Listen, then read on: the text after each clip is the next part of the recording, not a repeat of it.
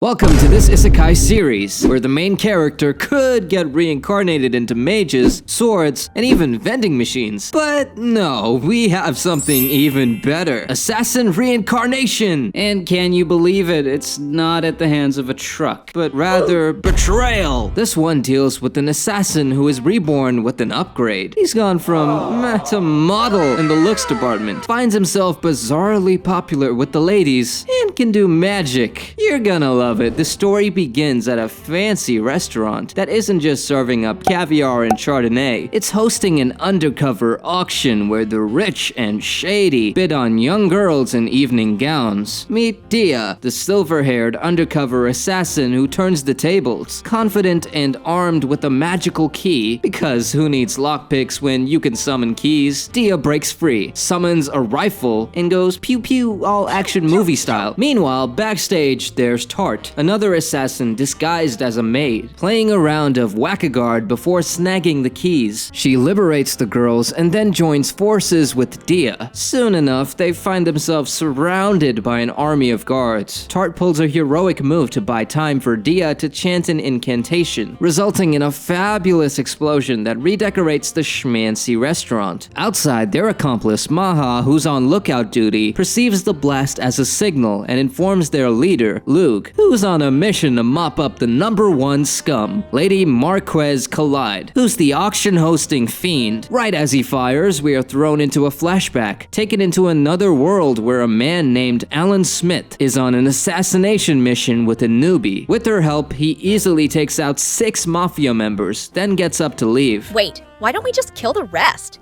We could finish off their members right here and now. You're making it painfully clear that you're new at this. We were assigned to kill 6 and only 6. We're leaving. No heroics, just hit lists. But things turn for the worse as they're spotted by a thermal UAV drone, so they get into their vehicle to escape. No worries, our protagonist is a professional and hatches a plan, directing the newbie to rig their car with a gun that fires automatically. As the car plays shoot 'em up, they leap out undetected. The plan works, and the two survive while their vehicle blows up. The duo decides to rest for the night, and the newbie's curiosity gets the better of her, asking how he became an assassin. Smith explains that he was born into it, basically given a baby dagger instead of a rattle, and has known nothing more than this line of work. But now that he's old, he plans to go from hitman to headmaster in Japan to teach newbie assassins like her. The noob is not thrilled about being called a newbie and feels insulted because she was top of her class.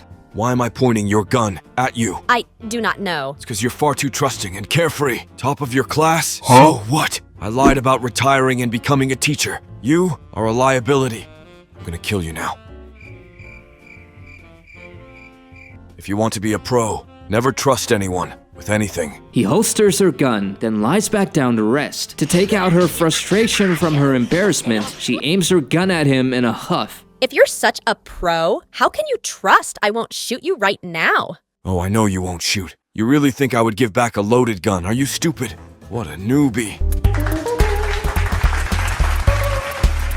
The next morning, they're Japan-bound with fake passports. Our finest assassin was actually telling the truth and is set to become a teacher for young assassins. So they hop on the plane, but their plane is hijacked by the exact assassin organization they work for. He trusted them. プロなら他人を信用するな。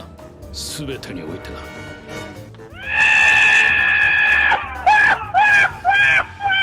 Smith feels the betrayal as a fighter jet sends a missile greeting and boom! It's sayonara for everyone on board, including the newbie. After he dies, his soul is transported to another dimension where he gets roasted by a goddess for trusting assassins a bit too much.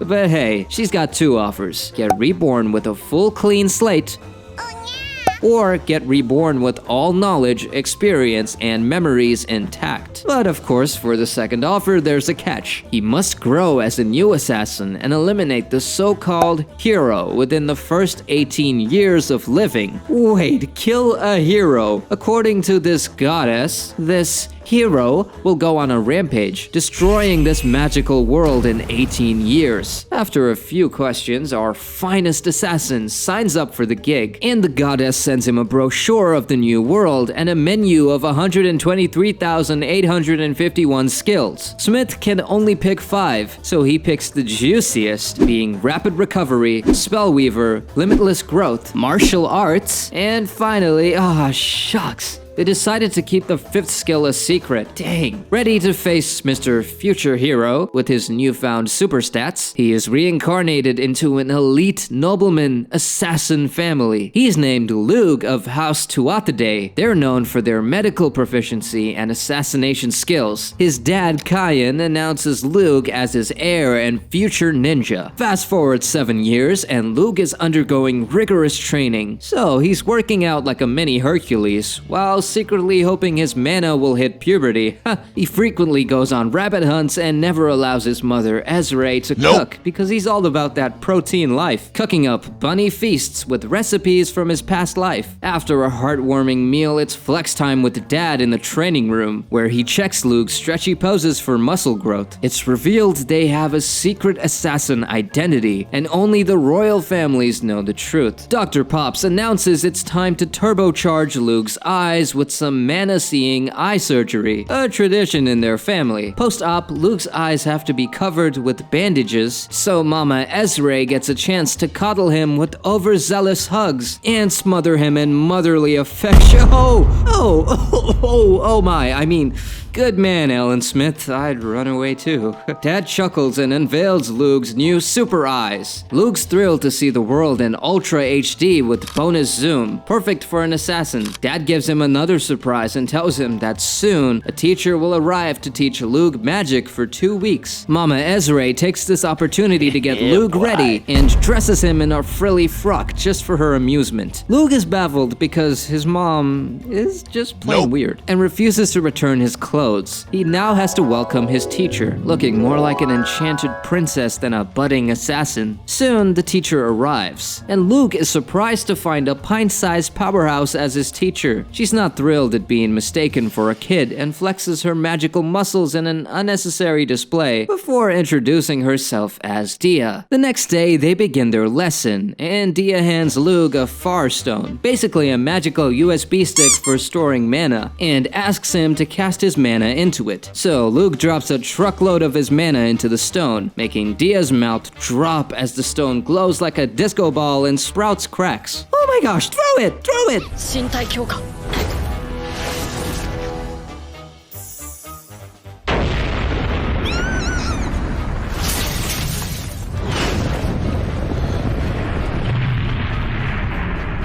The worried parents come running to them, freaked from the blast, and Dia tries to take the blame for it. However, when they learn Luke was responsible, they are overjoyed. Their little powerful baby is growing up. The next morning, Dia gives Luke another Far Stone to determine his attributes. She asks him to give it a mana nudge, and surprise, Luke is a 4-elemental whiz kid. She then begins the training of mana conversion that, once done, will allow him to cast spells. With her guidance, he easily converts all his elemental attributes, and suddenly, Luke is hit with a vision of different letters for spells, which Dia explains is God's revelation. However, he cannot understand the characters, so Dia chants a spell and shows him how to do it. Luke copies her, producing a less attractive result, but Dia commends his efforts. She stresses pronunciation accuracy to cast proper magic. After a lot of practice, Luke becomes a spellcasting champ with Dia's scribbled spells. They notice tiny tweaks in the words make big magical differences, so they decide to mix and match spells into a magical recipe book. And after determining how each spell is formulated, Dia tries producing gold but gets lightheaded. So Luke tries the spell and successfully produces gold. His Spellweaver ability enabled him to do so, and people who do not possess this ability cannot use incantations they've created themselves. As an experiment, Luke transcribes the spell for Dia, and she also hits the jackpot. Later, the two visit the lakeside to try new spells, and Luke conjures a rifle. Dia is also able to do so after reciting the transcribed spells. Next, he makes a cannon and destroys a rock in the middle of the lake, making Dia freak out and ask him to chill on the explosions. That night, Dia looks upset as their 2 weeks have come to an end. Luke makes a special blade for Dia as a goodbye present. In return, Dia gives Luke her Far Stone necklace and makes him promise that he'll visit her. The next day, day, the Tarte family bids goodbye to Dia, and Kyan feels Lug is ready for the talk. In the creepiest take your kid to work day ever, Kyan takes Lug to prison to practice strategic elimination on a death row criminal. The inmate goes from begging for her life to cursing, which makes Lug eliminate her without any hesitation. A few days later, it is the Harvest Festival, and the Tarte family visits the town to enjoy the festivities, to eventually complete his job to end the hero. Lug searches for an assistant with high mana, but can't find anybody. Oh,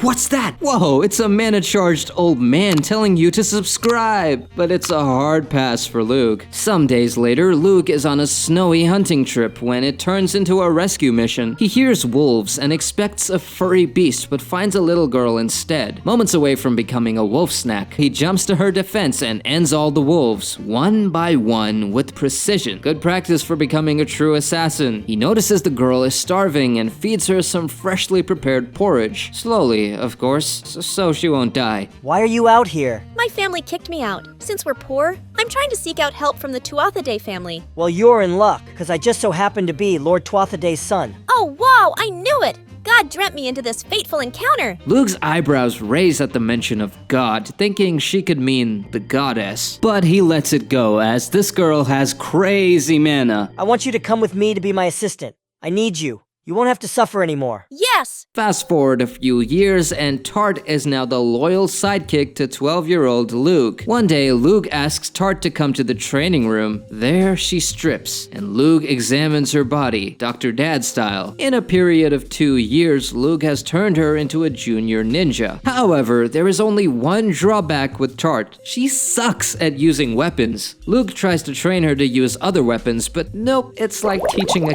cat to swim. Tarte mentions that she has talent with a spear, and it's presumed she may have a spear-wielding skill. So, to combat the disadvantage, Lug makes a foldable spear, which proves to be an excellent weapon for Tarte's abilities. And that's a wrap. Like, subscribe, and hit that notification bell for more thrilling recaps. Comment your favorite skill from the menu of 123,851, and share the vibes with your friends. Until next time, see ya!